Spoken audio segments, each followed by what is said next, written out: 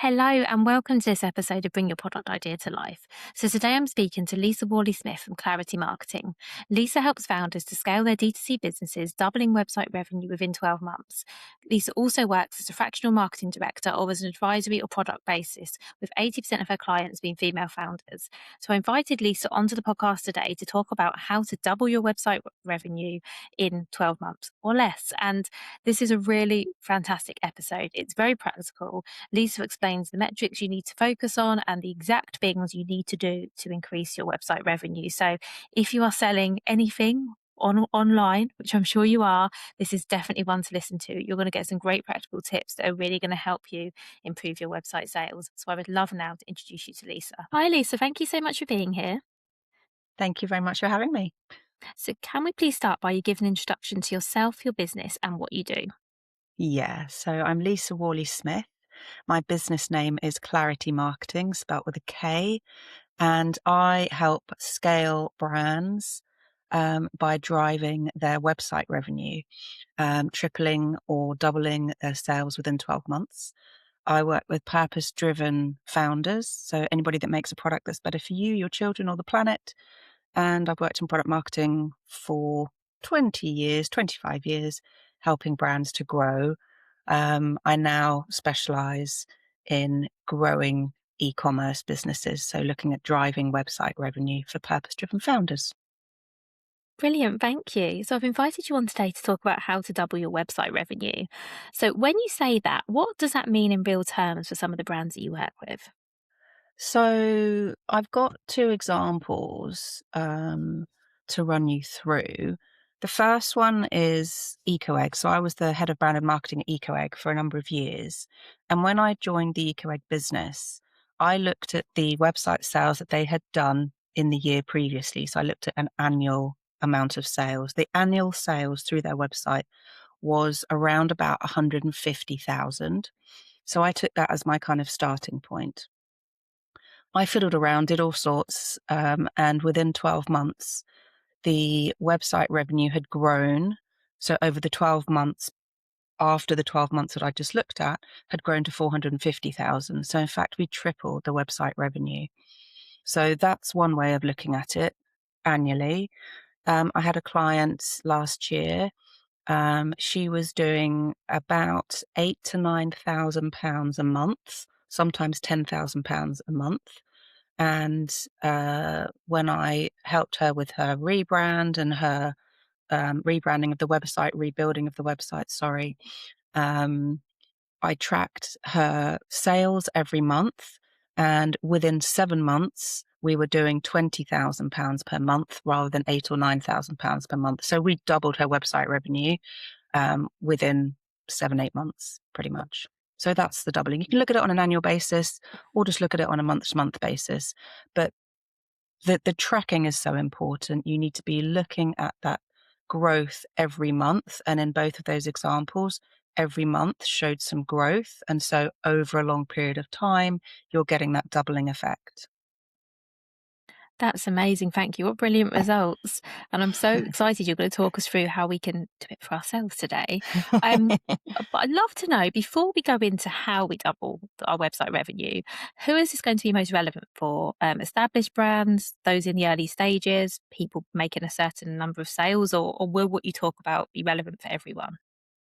I think there's a lot to be learned about setting your website up correctly, but that's probably a separate conversation. This is about growing your website revenue. So you have to have a bit of revenue already. You need to have some people visiting your website. You need to have some people buying your product. You even need to have some people starting to repeat purchase.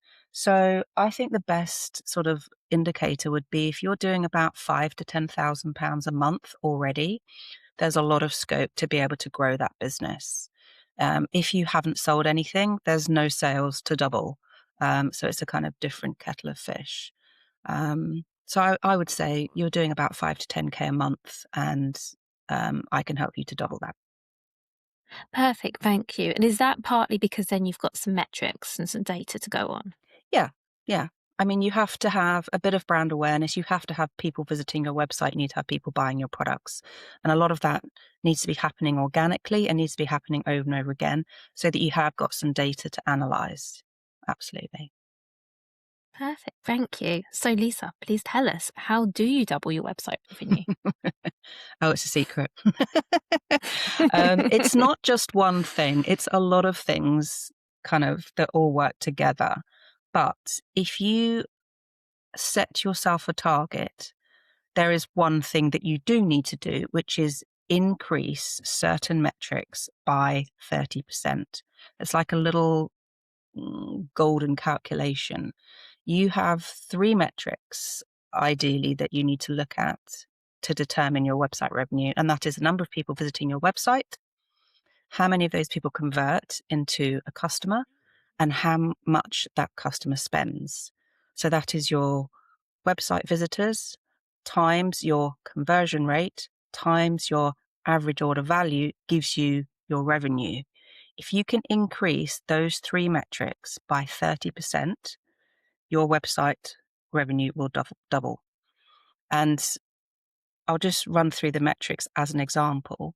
If you've got 5,000 visitors per month and your conversion rate is 2.5%, and they're spending £20, your revenue every month is £2,500. If you increase your website visitors by 30%, you've now got 6,500 visitors. If you increase your conversion rate by 30%, you've now got a 3.25 conversion rate, 3.25% conversion rate. And if you increase your average order value by 30%, that's now £26 times those 3 metrics together, and you've suddenly got £5,500 as your monthly revenue. So if you know your metrics and you know how to increase those metrics, aim to increase them by 30% and you will have doubled your website revenue. Thank you. Wow. I love a good formula. Thank you for that. Wow. I mean, I know it's not going to be as well, I guess it is going to be as straightforward as that. But I guess the next thing to talk about is, how do we actually increase each of these metrics? So should we start with traffic first? Because that's obviously the first one. How do we increase our web traffic? Well, you say traffic's the first one. I would actually start with your conversion rate, because there is no point increasing your traffic until you've increased your conversion rate. So my number one piece of advice would actually be focus on your conversion rate. So if you don't mind me putting the order slightly differently, I will come No, on to do, traffic. do. No, Only do. And because actually, it no, I sort was of going to makes do, sense, it makes because sense. because you can increase your revenue by increasing your conversion rate, and you don't even need to increase your traffic. I mean, obviously to scale you do, but the first thing you need to look at is your conversion rate. Just to define what your conversion rate is, because it's actually a little bit, I think, contentious, because if you have a Shopify website, Shopify will give you what your conversion rate is. Now, a conversion rate is basically expressed as a percentage how many people you're converting from a browser into a buyer. So Shopify actually measure it using website sessions. Now, website session is, say I visited your website 3 times, that's counted as 3 sessions, but I'm only one person. And if I place an order, that's only one person that's placed an order, it's not 3. Shopify use sessions, which I think is a little bit confusing. When I work out conversion percentages, I use unique visitors. So I would take the number of web orders divided by the number of unique web visitors, times it by 100, and that gives you your conversion rate. So that is a really key metric. If you can increase your conversion rate with the same amount of traffic, you can increase your revenue. So how to increase your conversion rate? There are lots of ways, and there's a lot of things that will affect your conversion rate. But one of the key things that I think really helps is to make sure the traffic that is arriving at your website is the right sort of traffic. You've got to make sure that your social media messaging is correct. You've got to make sure that anything you do outside of your website that's driving traffic to your website, that feeder content, it has to be a really good quality, so that by the time people get to your website, they already know a bit about you. So if you've done a good job off your website, when they arrive on your website, the conversion rate is likely to be better and you can improve it. So improving your social media, for example, improving your messaging, those sorts of things, that helps increase conversion rates. Another thing that really, really helped when I worked at EcoEgg was we introduced what was called a starter kit. And this basically gives a website visitor a bit of a clue as to where to start with the brand, because sometimes a brand might have lots of products, lots of different flavors, different variants, and you're not really sure kind of where to start your journey with them. So having something that is a clear indication of this is where you start your journey with my products, like a discovery kit or a starter kit, really helps direct the website visitor to that product and just makes the conversion into a buyer so much easier. We introduced a starter kit at EcoEgg. It was our best selling product literally weeks after we introduced it, because people were like, oh, brilliant. This is where I start with your brand. And the products that were in the starter kit really made sense. They were our best selling products, and then products that kind of complemented our best selling product. So have a think about that. Obviously, the way people navigate around your website is really important. If you've left off key bits of information, if you haven't told them what the um, delivery cost is, if they can't find facts, you've lost them. They're not going to buy if the content of your website isn't informative and giving people the information that they need. So that's another thing that really helps to increase the conversion rate. And one of the other things that I would absolutely recommend is capturing visitors' emails. That allows you to talk to them via email, nurture them, and give them a 10% off code, talk to them about your values, talk to them about, the founder and how they set up the business. And that really helps to convert that browser into a buyer. So all of those things increase conversion rate. There are many more things as well, but that's just a taster for increasing the conversion rate. Those are brilliant things to start with, thank you. And I really liked what you were saying about your social media. And I hadn't actually thought about the fact that it starts before people even land on your website. Mm-hmm. That people need to understand what you're selling. So when they get there, they're not surprised. They don't think you're a candle brand and they get there and they go, oh, actually, you sell something completely different, Mm. which I know is an extreme example. But I didn't actually think about that all of your messaging needs to lead them towards what it is you actually sell. So that's Yeah. brilliant. Thank you.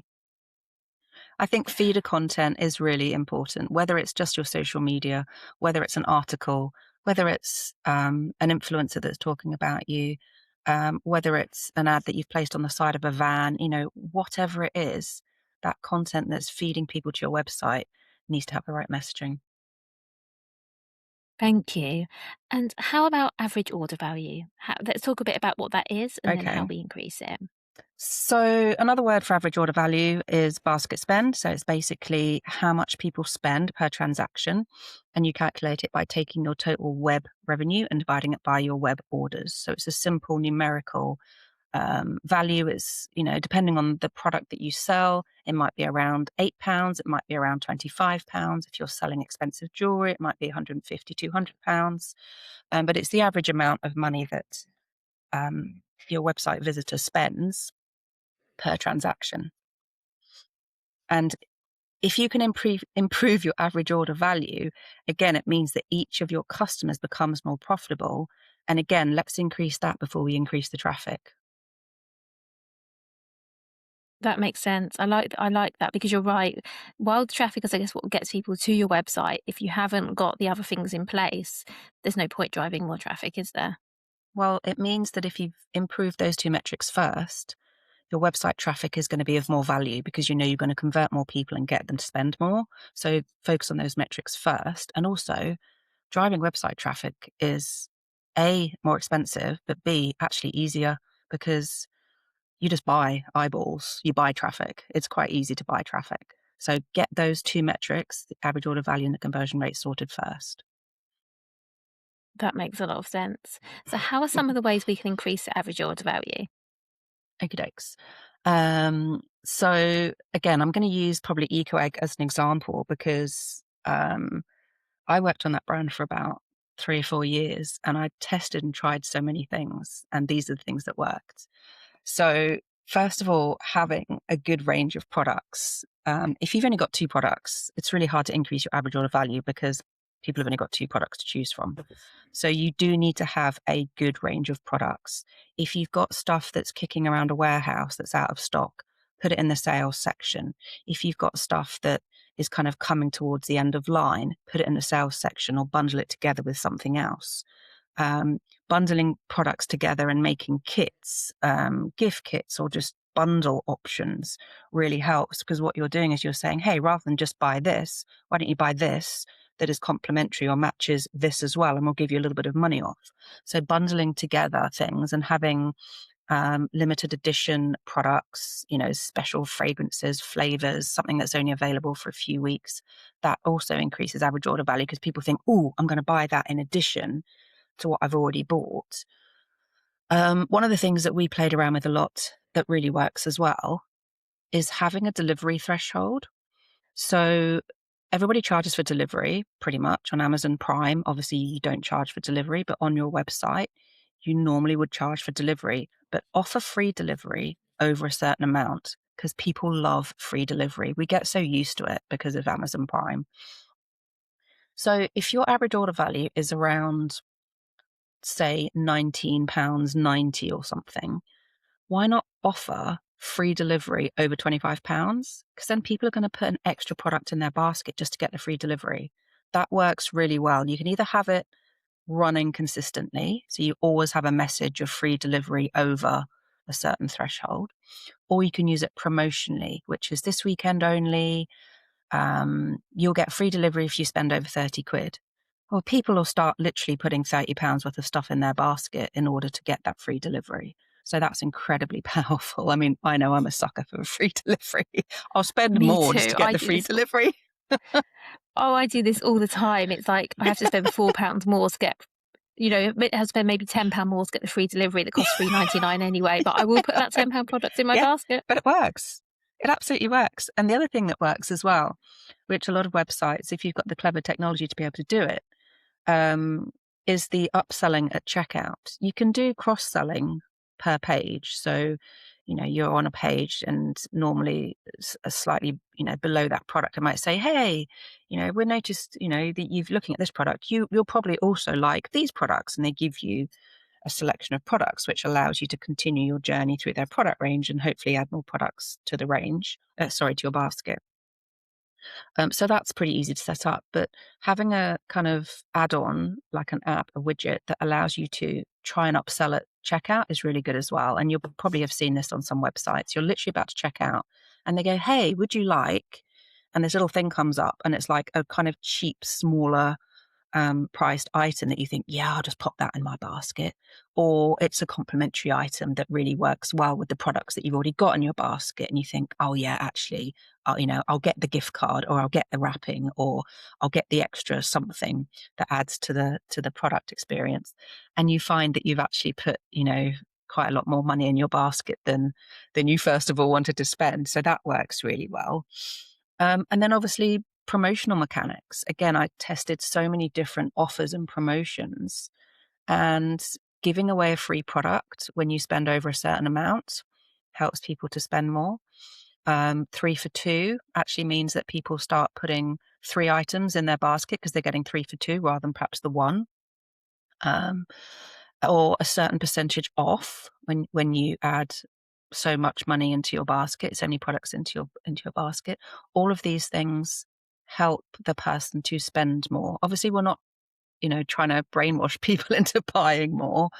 Um, and normally it should be a helpful process. It should be, hey, if you've bought this, actually, we know you're going to like this other product. So why not, buy the two together? So it is about being helpful rather than just kind of trying to con people into buying more. That makes sense. But I think we all have free will, don't we? And I think most of us, well, me anyway, I can't resist when I feel like I'm getting a bargain. Or as you say, it's actually nice when someone will say to you, if you're buying this, you might need that. Because especially if it's a brand that's new to you, you don't know that. So I really think what you're saying about being helpful, people Yeah. really need to understand that it is helpful. Because if I go to a new website, as you mentioned earlier, sometimes you're not quite sure what you want and what you need and what products might work together. It's genuinely helpful, isn't it, when you Yeah. get that sort of guidance? I was on a website and I was looking at a little pair of sort of mittens. They were fingerless mittens, and I thought, "Oh, I really like those." And as I went to checkout, it said, "Oh, we've noticed you've got these in your basket. Would you like the matching scarf?" And I was like, "Yeah, cool," because I hadn't seen the scarf. And so that actually really helped me. And when you've got quite an extensive product range, you don't necessarily go through the whole product range to know what else is there. So it can actually be really helpful. You know, if you're buying something that comes in a gift tin and you didn't realize that that gift tin was available and you were buying the products separately, to actually have them all together in a gift tin because they've just said, hey, why don't you buy this instead? Maybe not in addition to, but instead of, but it's more money. Again, is useful because actually that helps you make the item more giftable. So I think it is, handy, definitely helpful. Definitely. And I think these are really, like, really good things that people can start thinking about how they can do this within their own product range. I think it's really exciting actually to sort of think about how you can be more helpful to customers, but also hopefully increase your order value at the same time. And it's really exciting to watch the numbers change because just making a small change, you can see that small change, and then you make another change and you can see that change. And when you affect both of those metrics, more people buying and them spending a little bit more, the kind of cumulative effect is like, oh my God, I can really see this making a difference now. And once you see that that's made a difference, then is the time to go, right, I now know that I can throw more people at my website. I'm going to convert more of them and they're going to spend a little bit more than they perhaps would have. So then you're confident that sending traffic to your website is really worth the money that you're potentially going to pay to drive that traffic. That makes sense. And that's actually what the advice I always give people with Amazon as well. Get everything in place first, make sure you've got Yeah, everything as good as it possibly can be, yeah, and then start driving traffic, whether that's paid or otherwise. But often, yeah. let's face it, often it's paid. And I don't think, as you said at the beginning, you want to be necessarily paying for traffic if there's other things you can be doing first. Mm, So let's mm. say we've got all of these things done, we've increased our conversion rates, our average order value. How do we then get more traffic? There's a lot of ways. And obviously, as I said before, it's like this does tend to be the more costly element of driving your website revenue because you normally do have to pay for eyeballs. Obviously, you can pay for advertising, be it Google or Meta. Um, you can pay for PR. PR can be incredibly effective. It can also be incredibly sort of non-existent. I've had both. I've had things go absolutely nuts and viral on PR and drive huge volumes, and then I spent the same amount of money on PR and had absolutely nothing. So it is a little bit risky, a little bit hit and miss. Meta and Google ads 100% drive traffic, and as long as you are targeting the right sorts of people for your products with the right sort of messaging and you've got a good conversion rate, Meta ads and Google ads can be incredibly effective. And actually, they work together. It's better to have both rather than just one. Um, Good search engine optimization, I think, goes without saying. You don't always have to pay for SEO, it's quite a commitment. But there are things that make your searchability better. Having a blog on your website and updating it regularly, making sure that your website is optimized so that if people are searching, especially now with AI, people are using longer searches, rather than going party dress, they're going red party dress, knee length, sleeveless. And so people are getting much more specific with their searches. So make sure the content on your website reflects normal standard searches that people are looking for.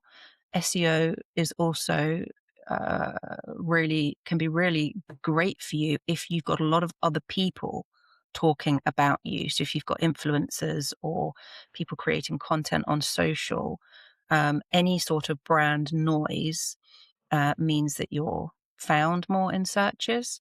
So that's really helpful as well. Obviously, social media can drive traffic. It's not a massive traffic driving engine unless you're using, I think, other people to talk about your brand. People are far more responsive to referrals and recommendations than they are to you talking about your product and your brand yourself. Um, Social media is much more about awareness, I would say. But if you use social media effectively. So partnering with other brands, running competitions, using influencers, that can drive additional traffic. And lastly, which I'm a big fan of, email marketing. You don't think of email marketing as kind of being traffic driving, but what it does is it gets people to go back to your website. If you've collected their email from your website and you're talking to them via email, you're getting that repeat visitor back to your website, which is increasing your overall website visitors as well. So it's important to use email marketing to get those repeat website visitors. That's brilliant. Thank you. So I guess there are lots of things that can be done. Um, how do you work with clients, Lisa? So I work in a number of different ways. A lot of the work that I've done over the last couple of years has been um, analyzing and kind of diagnosing people's website. They're like, oh, I'm doing some sales, but I'm not really, it's not very consistent. I don't really have anything in place that's bringing in consistent sales. Can you help me? So I literally like get under the car bonnet, so to speak. They give me access to their website, access to their email marketing. I review their website from a customer point of view. I also review it from a brand point of view and a marketing point of view. And I will compile a list of ways to increase your average order value, ways to increase your conversion rate, ways to increase your traffic, things to change. I look at navigation, I look at product range, I look at product sales, I look at product focus. I mean, there's so much that I look at. And that is a one-off piece of work. And I've done that for an awful lot of clients over the last couple of years. So that's the first thing. That's £497 for that kind of diagnostic review with recommendations. So that's a really kind of good place to start. If you then need a bit more hand holding to put those recommendations into place, then I work with clients for 90 days where we do exactly the same process, but we also look a little bit more in depth at their brand. We look at their brand foundations. Who are you targeting? Um, what's unique about your products and your brand? What's your positioning? What do you stand for as a business? All those sorts of brand elements, we look at that as well to make sure that we've got the messaging correct. Um, and that's kind of like a 3-month basis that we work together to put your brand in a really good position with all the growth elements and all the advice that I've given you into place to have that growth engine that is starting to generate sales. And then if you want sort of further hand holding, or you want other advice in other areas of marketing, I work as a fractional marketing director where I can be booked to work in your business 1 day a week, 2 days a week. And you've got me there pretty much, as often as you want. I don't sort of say, oh, today's Tuesday, I don't work with you on a Tuesday. I'm there pretty much at hand to help with packaging advice, photography advice, copy, any, marketing strategy. So that sort of goes beyond just driving e-commerce revenue. So those are the 3 ways mainly. That's brilliant. Thank you. So, for anyone listening who's thinking, this all sounds great, but it's a lot and I don't know where to start, what's the first thing you recommend they do? Um, you need to get to grips with your metrics. That's the first thing I would do. Um, if you've got a Shopify website, you're lucky those metrics are pretty much kind of there already.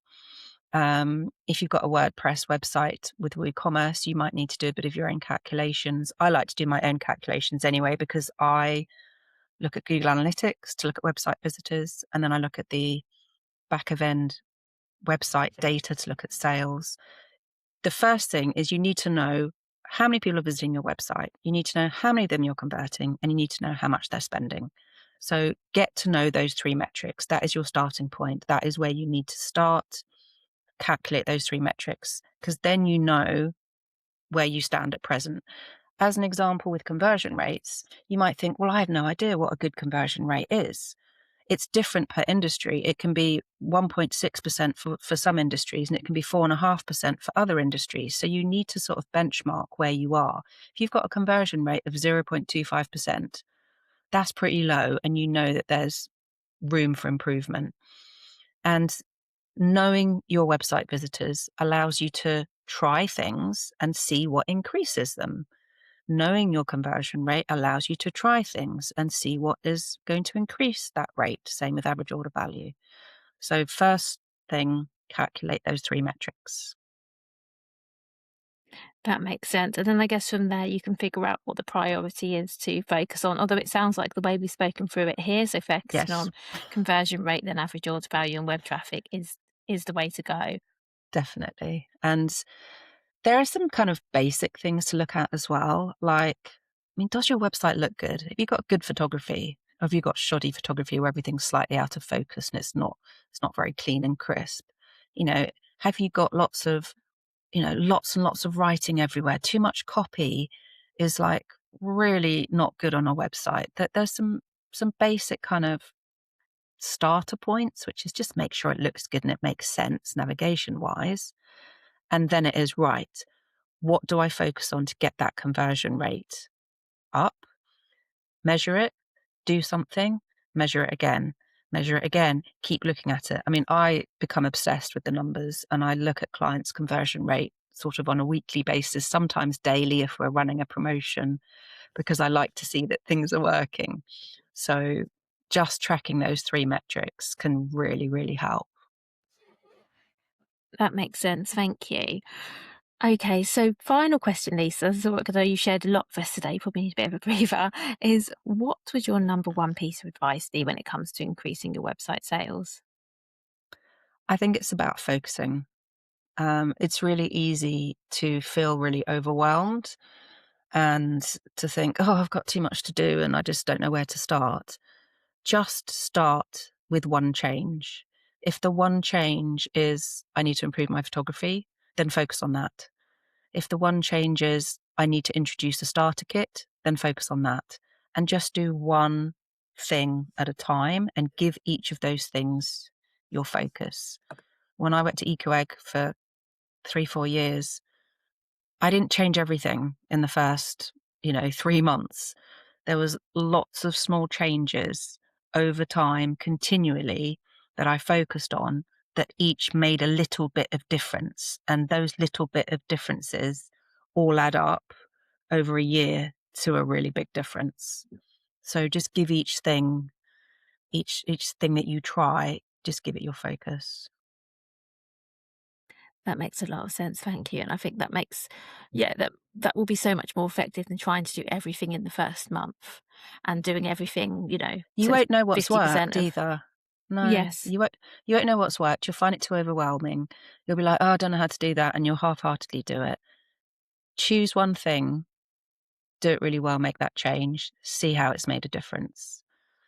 Choose the next thing, do it really well, you'll see how it's made a difference.